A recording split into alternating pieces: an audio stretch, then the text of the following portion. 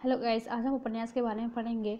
एक बात पहले बता दूं, जहां मेरा ये जो पॉइंटर आपको दिखाई दे रहा है ना, जहां मेरा ऐसा पॉइंटर होगा वही लाइन में पढ़ रही होंगी, ताकि आपको डिस्टर्ब ना हो, मुझे भी आसानी हो। ठीक है, तो शुरुआत करते हैं। भारतेंदु युग में लेखकों को उपन्यास रचना की प्रेरणा बंगला और अंग्रेजी के उपन्यासों से प्राप्त हुई। अंग्रेजी रंग का पहला मौलिक उपन्यास लाला श्रीनिवास दास का परीक्षा गुरु 1882 में माना जाता है।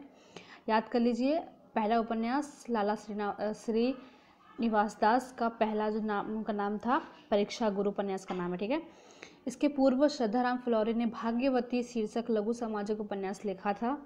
भाग्यवती की रचना के पूर्व बंगला में सामाजिक और ऐतिहासिक दोनों ही प्रकार के अच्छे उपन्यास प्रकाशित हो चुके थे। हिंदी में मौलिक उपन्यासों की रचना आरंभ होने के पूर्व बंगला उपन्यासों के अनुवादों को लोकप्रियता मिल चुकी थी। हिंदी के भारतेंदु युगीन मौलिक उपन्यासों पर संस्कृत के कथा साहित्य एवं परवर्ती नाटक साहित्य के प्रभाव के साथ ही बंगला उपन्यासों की छाप भी लक्षित की जा सकती है। कहने का मतलब यहाँ पे क्या हो रहा है कि जो पहला जो उपन्यास था परीक्षा गुरु और भाग्यवती, लेकिन भाग्यवती की सन आप देख सकते हैं 1877, मतलब 77। और हम जो सामान्य तरीके से जो पहला उपन्यास मानते हैं वो परीक्षा गुरु ही मानते हैं, ना कि भाग्यवती।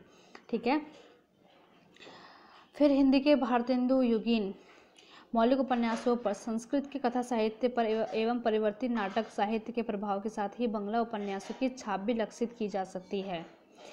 हमारा जो पहला उपन्यास था वो बंगला में लिखा गया था।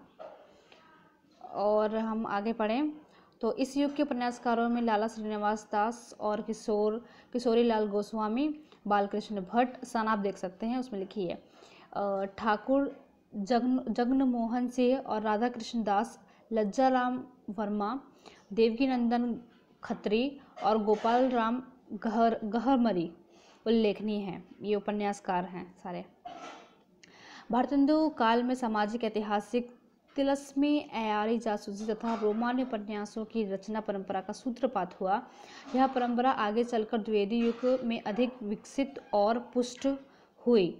जो भारतेंदु युग, जो उसके बाद का जो युग है, जो द्विवेदी युग है, जो कि इसका नाम महावीर प्रसाद के नाम पे पड़ा था, उस युग में इसकी जो विकास है वो आगे बढ़ा। आलोच्य युग के सामाजिक उपन्यासों में भाग्यवती और परीक्षा गुरु के अतिरिक्त बालकृष्ण भट्ट कृत रहस्य कथा, नूतन ब्रह्मचारी और 100 अजान एक सुजान, राधा कृष्ण दास कृत निस्सहात हिंदू, लज्जाराम शर्मा कृत धूर्त रसिक लाल और स्वतंत्र रमा और परतंत्र लक्ष्मी तथा किशोरी लाल गोस्वामी कृत त्रिवेणी व सौभाग्यश्री विशेष रूप से उल्लेखनीय हैं।